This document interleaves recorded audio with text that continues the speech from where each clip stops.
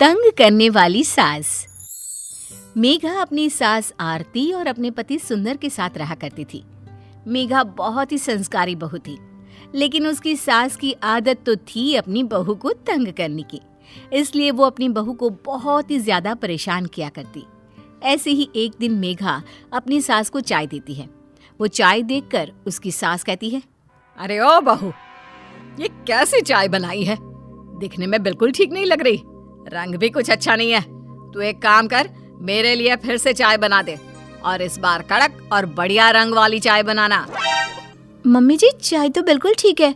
अगर इससे ज्यादा कड़क चाय बनाई तो आप पी भी नहीं पाओगे। तूने इसमें दूध कम पानी ज्यादा डाला है और पत्ती कम चीनी ठोक रखा है। ऐसे कोई चाय बनाते हैं क्या? कितनी बार समझाया पर तू मेरी बातों का ध्यान ही नहीं देती। ठीक है मम्मी जी, आगे से मैं ध्यान रखूंगी। इतना कहकर मेघा वहां से चली जाती है और इधर आरती खुद से बोलती है, वैसे मेरी बहू सारा काम अच्छा करती है, पर मैं इसकी तारीफ कर दूंगी तो ये मेरे सर पर चढ़कर ताता थैया करेगी। इससे तो अच्छा है कि मैं इसके काम में कमियां ही निकाल कर इसको तंग किया करूं।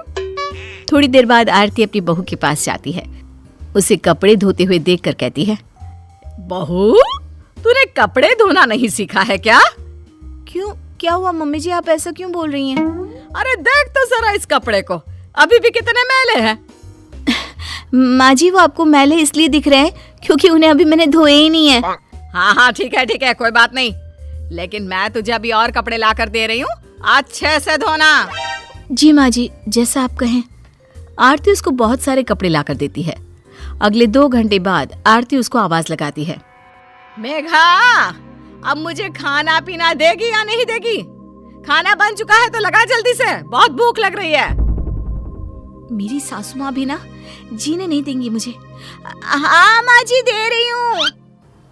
इतना कहकर मेघा अपनी सास को खाना परोसती है। जैसे ही उसकी सास खाना खाती है, अपनी बहू से कहती है, हाय हाय, कितना बेकार खाना बनाया है तूने। ऐसे भी कोई खाना बनाता है क्या? इससे अच्छा तो मैं बनाती हूँ खाना। देख तो जरा, नमक कितना कम है। तुझे खाना बनाना बिल्कुल नहीं आता। तेरी माँ ने तुझे कुछ सिखाया ही नहीं है क्या? बस माँ जी, बहुत हो गया। आप जब तक मुझे बोल रही थी तब तक ठीक था, लेकिन अब मेरे घर वालों को कुछ भी मत बोलिए। आगे से मैं ध्यान रखूंगी कि नमक कम ना हो। इतना कहकर मेघा वहां से चली जाती है। अगले दिन अपने पति के साथ बाहर जाने का प्लान बनाती है तो वो जीन्स पहनकर निकलती है। ये देखकर आरती मेघा से कहती है, बहू, तेरी शादी हो चुकी है, अब तू कुंवारी नहीं है जो इस तरह से जीन्स पहनकर बाहर जा रही है। माँ जी, अकेले थोड़ी जीन्स पहनकर बाहर जा रही हूँ, मैं इनके साथ बाहर जा रही हूँ। और वैसे भी जीन्स में बुराई क्या है? अरे हाँ, बढ़ियाई, मुझसे पूछने वाली बुराई क्या है? अरे चल जा यहाँ से, साड़ी पहन कर आ। बेचारी मेघा, सास के सामने उसकी एक ना चली। वो जाकर साड़ी पहनकर आती है और दोनों घर से निकलते हैं। मेघा रास्ते में अपने पति से कहती है, सुंदर जी, आपकी माँ ने तो हद ही कर दी। हर चीज में कमी निकालती हैं। चाहे मैं कुछ भी कर लूं, लेकिन वो मुझे तंग करने का कोई ना कोई बहाना ढूंढ ही लेती हैं। अरे मेघा, अगर वो तुम्हें तंग कर रही है तो तुम भी उनकी बहू हो। अब उन्हें कैसे संभालना है तुम्हें पता होना चाहिए। पति की बात पर मेघा सोचने लगती है। सुंदर जी बात तो ठीक कर रहे हैं। अब ये मेरी सास है, जैसे मुझे ये तंग करती है तो इन्हें संभालना भी तो मेरा हक ही है। इतना सोचकर वो अपने पति के साथ वापस घर आ जाती है और अगली सुबह मेघा अपनी सास को चाय देती है। जैसे ही उसकी सास वो चाय पीती है, वैसे ही अपनी बहू मेघा से कहती है, अरे मेघा, कब सीखोगी चाय बनाना? आज तक एक प्याली चाय ठीक से नहीं बनाई। क्यों, क्या हो गया मम्मी जी? आज क्या दिक्कत है मेरी चाय में? अरे देख तो जरा, इसमें पानी ही पानी है और चीनी तो है ही नहीं, और चाय पत्ती इतनी ज्यादा डाल रखी है कि चाय कड़वी हो गई है। लेकिन मम्मी जी, पिछली बार आपको ही तो पत्ती वाली चाय चाहिए थी ना, तो आज मैंने पत्ती वाली ही चाय बनाई है। अच्छा चल ठीक है, तू जाके घर की साफ सफाई कर ले।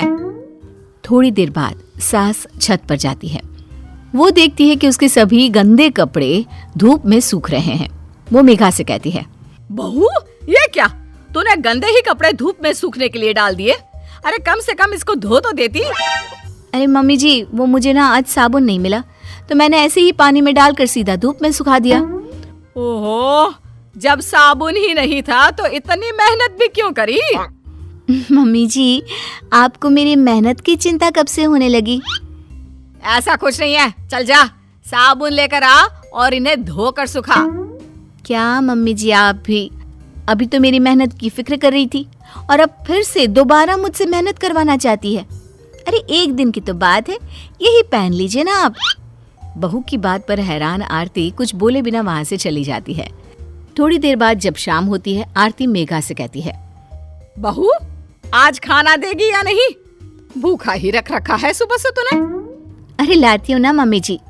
आरती को मेघा खाना देती है और जैसे ही आरती खाने का पहला निवाला अपने मुंह में डालती है, वैसे ही उसका मुंह जलने लगता है और गुस्से से तमतमाकर वो मेघा से कहती है, मेघा तुम पागल हो चुकी हो क्या? तुम सब भूल गई हो? अरे पहले कितना अच्छा बनाती थी सब, लेकिन अब तो सब कुछ सत्यानाश कर दिया है। क्यों मम्मी जी, अब मैंने क्या कर दिया? ये खाना देख रही है, इतना तेज नमक और लाल मिर्च तो तूने इतनी भरी हुई है कि मेरा मुंह जल रहा है इसे खाकर। अरे मम्मी जी, आपको ही तो थोड़ा तेज नमक और मसाले वाला खाना चाहिए था ना।